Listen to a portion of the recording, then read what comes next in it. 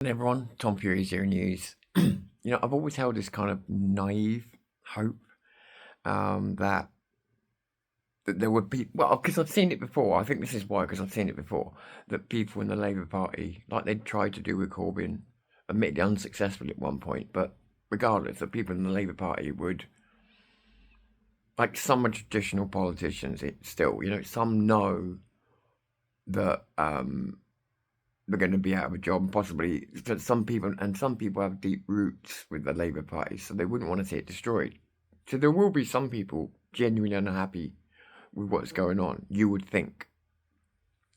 So I've always thought, and bear in mind, I realise the media being neutered the way it is changes things. I know they've had a bit of a go at Starmer, but they've been very soft, really, and they've already let the buzz die down. Which, if they really wanted him out, they would have carried on pushing. They would have done with any other prime minister in the past.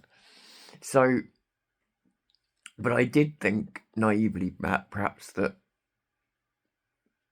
there were people in the Labour Party that were not necessarily. I'm not saying on our side. That would be ridiculous. But to say that they were more centre and more unwilling to go down this road with him, and also just more unwilling to destroy the Labour Party. And I sort of held this belief as a kind of hope that when the time came, he would be removed. And everybody's saying, or was saying he was going to be removed. He stayed in power. And now the idea is that he might go in May. Well, we're going to keep getting this. And we've had this since the beginning. We're going to keep getting this. And they're going to keep naming a month. But if that's true, if there's any truth to it, it kind of confirms some of my worst fears. If it's actually May, that if he actually did leave in May or after May, that would actually confirm some of my worst fears, because it means that, just like the problem with our movement, just like the problem with the Conservative Party back in the day, it means they're more interested in internal party politics than they are in anything else. And what I mean by that is the reason they back down is because nobody wants the leadership role. Why does nobody want the leadership role? Because they know they've got the May elections coming up, and nobody wants to be. I get it, but nobody wants to be a new leader facing that result, because they know they're going to get smashed. So therefore, nobody wants nothing to do with it at the moment. So they seem to think it's going to be after May, so Starmer can take the fall for the things in the elections in May. Now, listen, I don't. Whether he goes after May or not, I think that's, again, I'm not going to go play that game, because you can play that game for the next 3 years. I'm not doing it.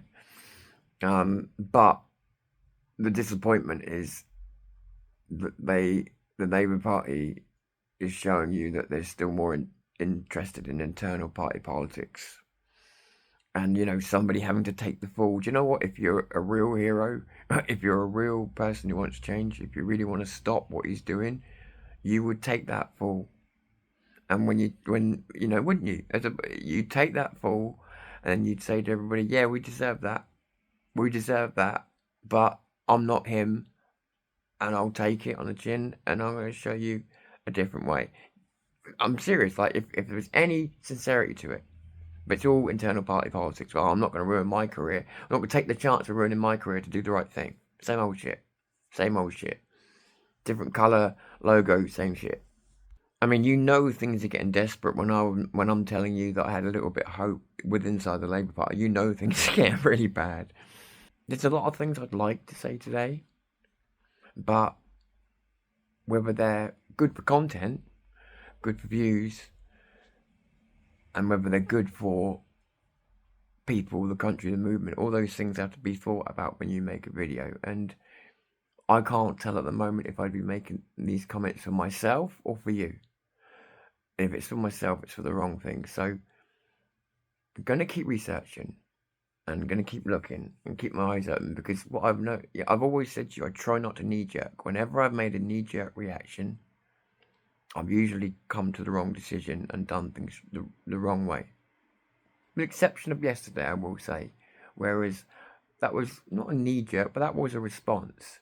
I actually felt like I handled it as best as I could, and I'm not ashamed of any of the videos I made yesterday. In fact, I think they were as spot on as they could be, knowing what I knew at the time. Um, and I've seen that, and I'm not going to go on about this, but just as a kind of closure to this loop. I mean, it's going to carry on with other people, but for me, it's not. But it's a closure to that loop from yesterday with Richard and that. Um, he's eating humble pie, in as much as I've seen the comments, and my God, I'll be honest, even I wasn't expecting it. Like 99% of the comments, I'd say, unless I'm missing some, or unless there's more I haven't seen, I'd say 99% of them, 98% of them were really badly negative. Um, but you'd think that after some time to cool down, think about it, seeing like 99% of his own fans. I mean, these were his own watchers, his own. And I didn't. Somebody told me about a podcast he was on where he did a big rant. I didn't even see that. I only saw a small clip on X. I haven't seen that podcast. Do you know what? I was gonna go and watch it now. I don't want to because I don't want to get mad again. So just gonna leave it. But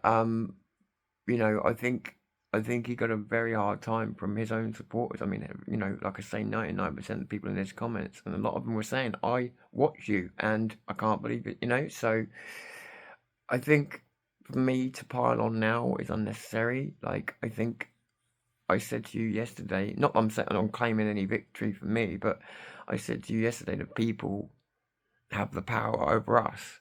People are the ones that control us, run us, whether we want to admit it or not. And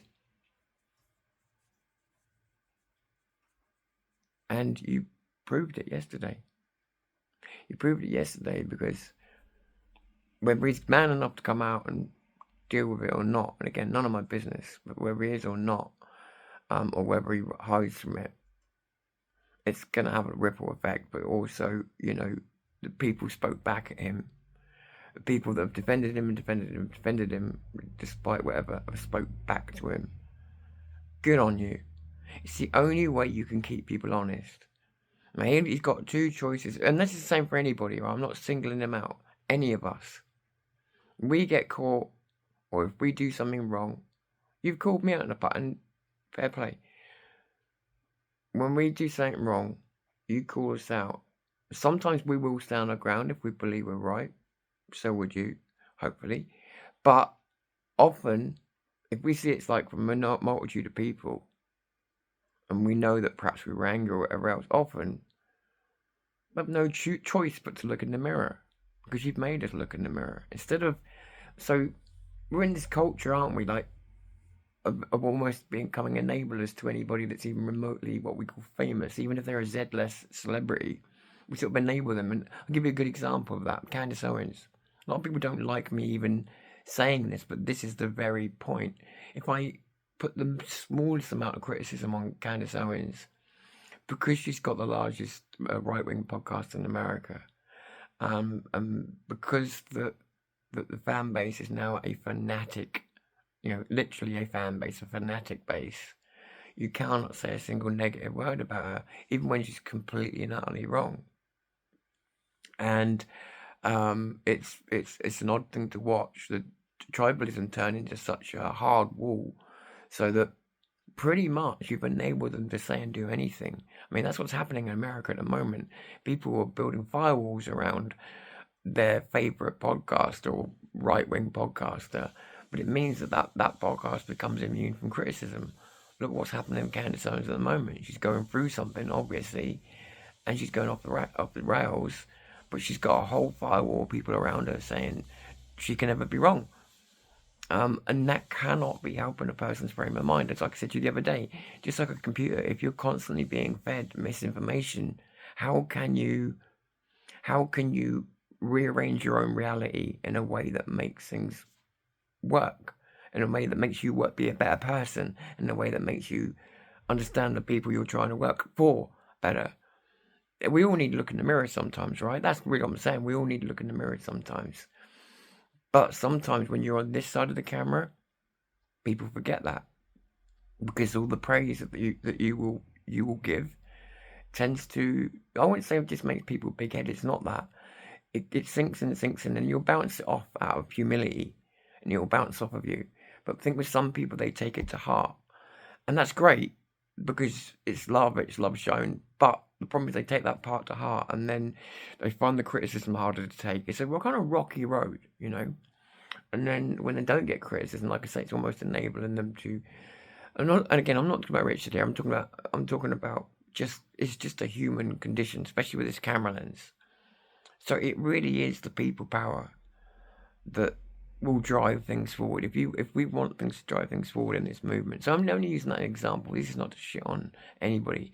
This is try and find a strategy for moving forward. You proved the very thing that I was talking about. I say you, I mean whoever did it. The very thing I was talking about yesterday, about the power that you have in your hands. He's either going to have to apologise or make amends some other way or lose his position, cancel himself. I'm not interested in any of that. That's none of my business. Again, I'm not wishing bad or ill on anybody. But my point of it is, this is what used to happen in the movement. You would hold people to account. And as a result, they would have to think a little bit more before speaking. And they would have to, again, not that their free speech was damaged, their intent and their ego had to be managed more. And the way they looked at you had to be managed more, because when you're flexing your power, guess what? It reminds us, oh yeah, we're all just human beings, and nobody's any more special than anybody else. It's a good thing to remind people. Think, how many movie stars would you like to go and slap in the face and just bring them down to reality, just so they stop moralising and talking bollocks? It's a bit like that. So these aren't movie stars, but anybody that gets any level of success. And bear in mind, I have my own level of success. Again, not hundreds and hundreds of thousands, but I was put on a platform that got out to hundreds of thousands, and my own platform was 20k. And when I was at the height of it, the support I got was absolutely amazing. But the only issue with it is people would say things to you that were quite literally too kind. I was called all kinds of things that I've till to this day I'm still too embarrassed to repeat, because they're so way above where I should ever have been. The kind of compliments, you know, that you would even consider normal. Do you know what I mean?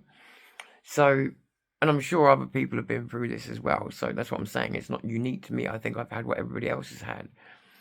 And, you know, you've got to really kind of, it can be really great, you know, to have that support and everything else. But when people are calling you certain things that are, you know, it's just, I don't know, maybe putting you on a pedestal. Like a lot of people will go with that. And I'm not even blaming them for it. I'm saying there's a kind of this I can't explain it. There's this thing that happens to people from getting that sort of adulation, if you like. And it can happen to any human being. There's no particular type of personality that I found that's like it. The only thing that I found for me was it wasn't so hard for me, not because I'm a better human being than everybody else, but I had a microphone shoved in my face from 12 years old, and I had a camera in my face from, I don't know, about 15, 16. I think that did desensitize me to the camera, because I always thought my whole life would be on camera. I was conditioned that way when I was young. So maybe that gave me a bit of an edge. But even so, even I had to be slapped down at one point on my podcast. I'll be totally honest with you. You know, even I got to a point of a little bit of arrogance, not completely out of control, but enough so that I'd got a little bit arrogant, something I never thought I could do. Not about anything like this, and I'd got a little bit, I don't know what the exact words are. If arrogance the right word, but I don't know. Just regardless, I was held to account for it by you guys, and it was a massive help, because it was just a reminder of everything that I needed to remember about who I was, why I was doing this.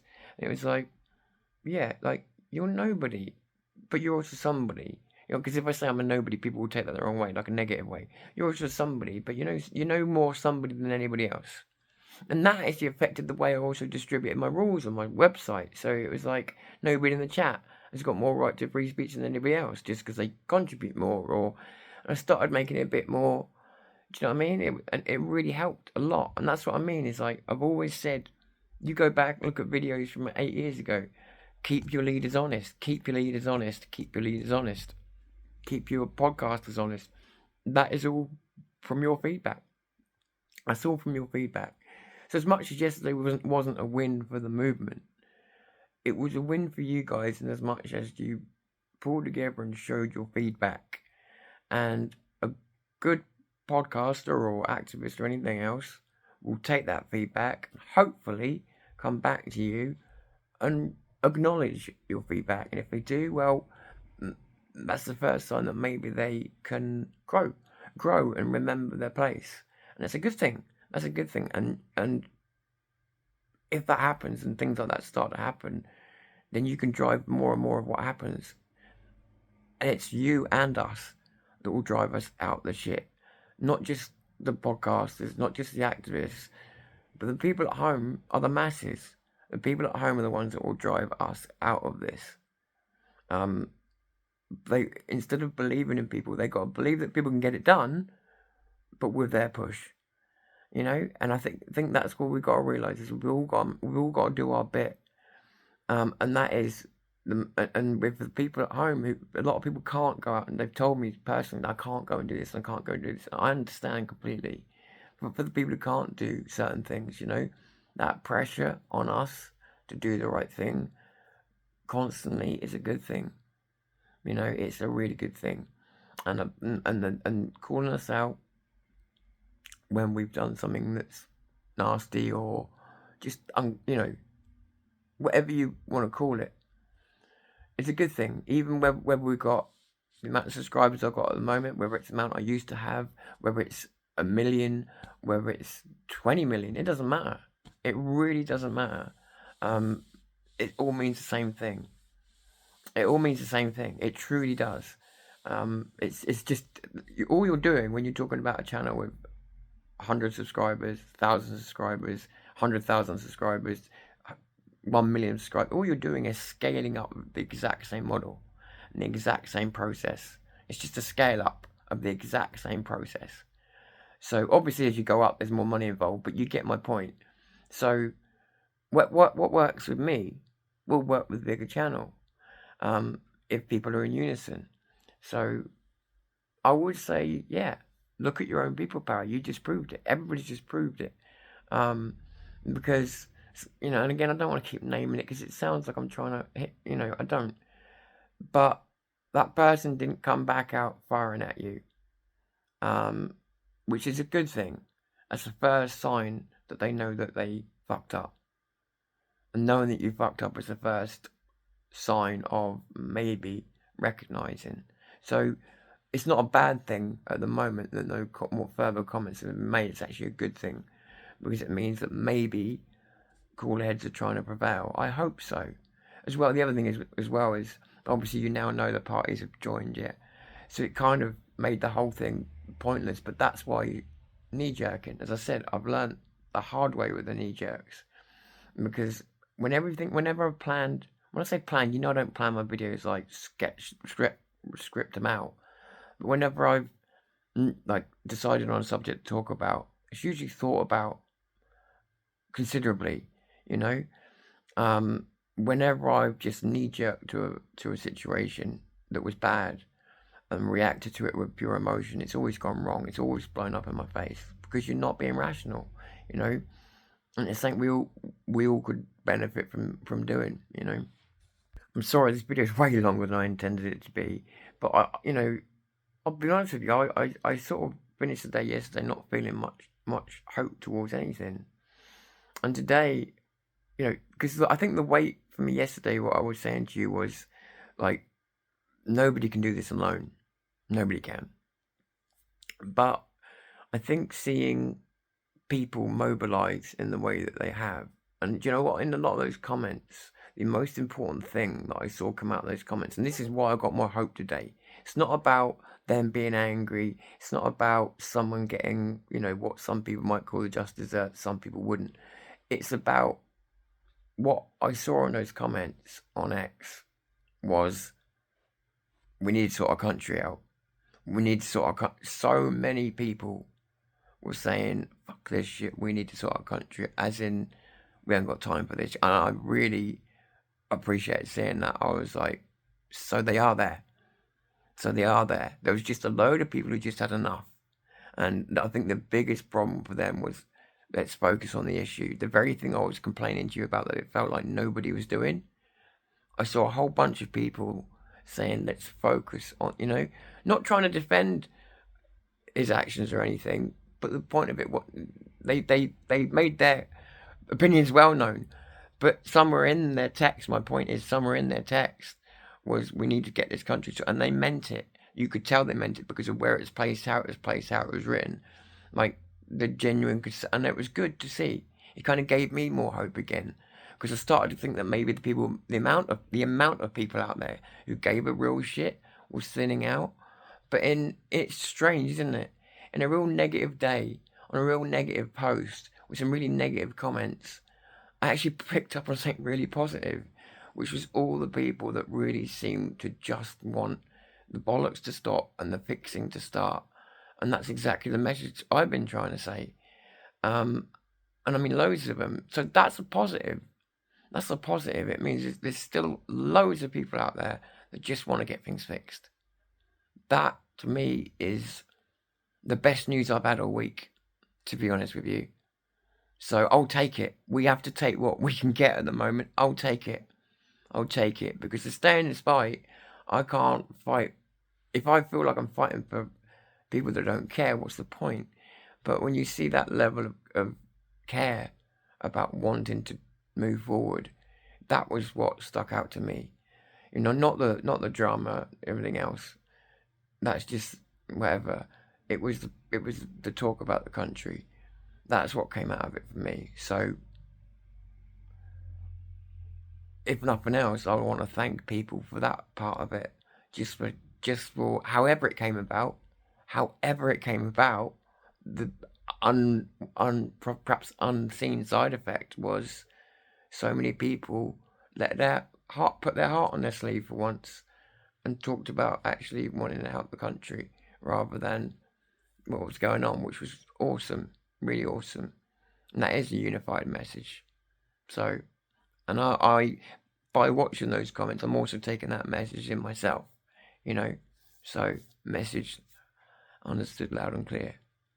Anyway, way too long. I wanted to say more, but somehow I've said less and more time, so I do apologise for that.